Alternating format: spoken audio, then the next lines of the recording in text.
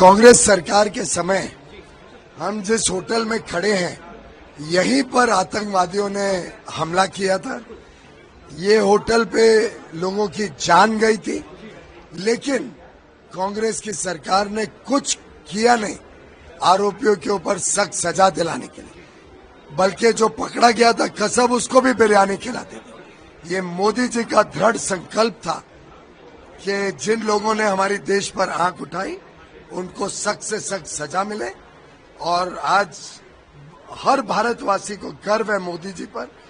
विशेषकर हम सब मुंबई कर कृतज्ञ हैं मोदी जी के कि ऐसे लोग जिन्होंने हमारे देश के ऊपर हिंसक आक्रामक हमला किया था, उनको हम भारत के धरती पर भारत के कानून के अंतर्गत सजा दिलाएंगे। वही कांग्रेस जो है इसको लेकर सवाल उठा रहा है कि सरकार ने लोग इस पर संवेदनशील कह रहे हैं, सरकार की काफी उतारी, पर वही विपक्ष सरकार कांग्रेस हो या संजय राउत वो कह रहे हैं कोई बड़ा काम नहीं किया। इस प्रकार का शब्द का इस्तेमाल किया जा रहा है सरकार। देखिए, संजय राउत जी के कोई बात पे तो कमेंट करने लायक भी नहीं होता है।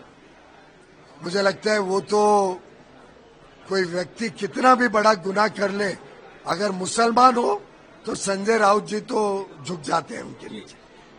शिवसेना उद्धव ठाकरे जी की पार्टी, संजय राउत जी आज कांग्रेस से ज्यादा तुष्टीकरण करते हैं, और मैं समझता हूं ये पूरा इंडी गठबंधन कांग्रेस जिसके मुख्य आरोपी है, इनका तुष्टीकरण की राजनीति से परे उठकर कोई सकारात्मक सोच नहीं है।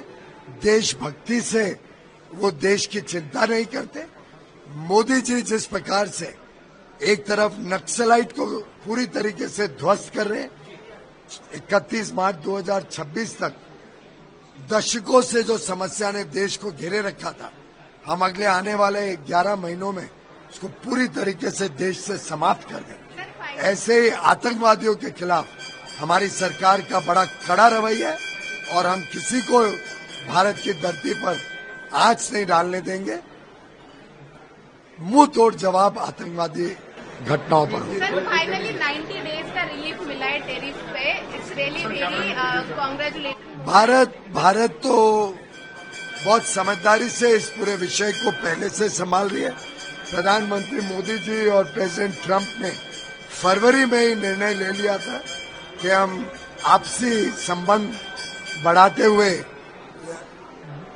बायलैटरल ट्रेड एग्रीमेंट एक ऐसा करार करेंगे जो भारत और यूनाइटेड स्टेट्स के बीच व्यापार को सरल भी करेगा, 500 बिलियन तक यानी आज से 2.5 गुना बढ़ाने का काम भी करेगा।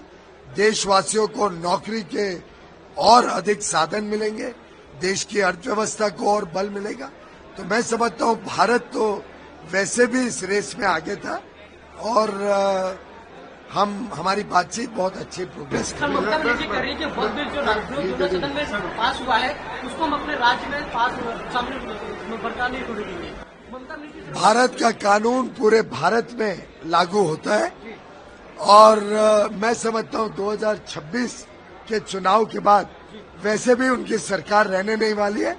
भाजपा की सरकार बंगाल में भी हिंदुओं को न्याय दिलाएगी, वहीं मुसलमानों के भी हितों की रक्षा करेगी। और वक्फ कानून में जो बदलाव किया जा रहा है, ये पचपन्ना गरीब मुसलमानों के उज्जवल भविष्य के लिए किया जा रहा है, और बंगाल के मुसलमान भी इस बात को भली भांति समझेंगे और भारतीय जनता पार्टी को समर्थन देके तृणमूल कांग्रेस और ममता बनर्जी की सरकार को उखाड़ बाहर फेंक देंगे। आखिरी सवाल, मल्लिकार्जुन खड़गे कांग्रेस के अध्यक्ष है, वो कह रहे हैं हरियाणा की सरकार और महाराष्ट्र की सरकार ये फ्रॉड तरीके से आई है। एक बार फिर उन्होंने तो तेलंगाना और कर्नाटक की सरकार कैसे आई है? बहुत बहुत